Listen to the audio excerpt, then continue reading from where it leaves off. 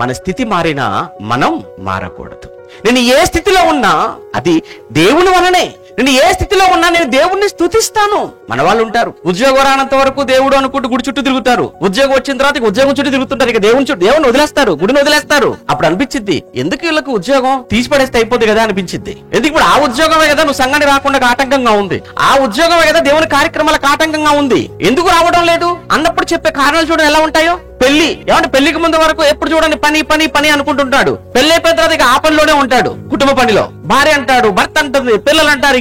ఇదే లోకం. ఎలా మీరు సమాధానంగా ఉండగలరు? ఎలా సంతోషంగా ఉండగలరు? దేవుని కాదని, దేవుని కార్యక్రమాలు కాదని సంఘాన్ని విడిచిపెట్టి మారిపోతున్నారా? మారద్దు. ఎందుకు? మన దేవుడు కూడా మారేవాడు కాదండి. ఆయన నిన్న నేడు నిరంతరం ఎప్పుడు. నువ్వెందుకు మారిపోతున్నావు? మనం ఎందుకు మారాలి? దావీదు అధికారం లేనప్పుడు అలానే ఉన్నాడు దేవుడి విషయంలో, అధికారం వచ్చిన తర్వాత కూడా అలానే ఉన్నాడు. అందుకే దావీదంటే దేవునికి ఇష్టం. అందుకే దావీదును దేవుడు ఏమని పిలుస్తున్నాడు? దావీదు నా హృదయానుసారుడు, నా ఇష్టానుసారుడైన మనుష్యుడు.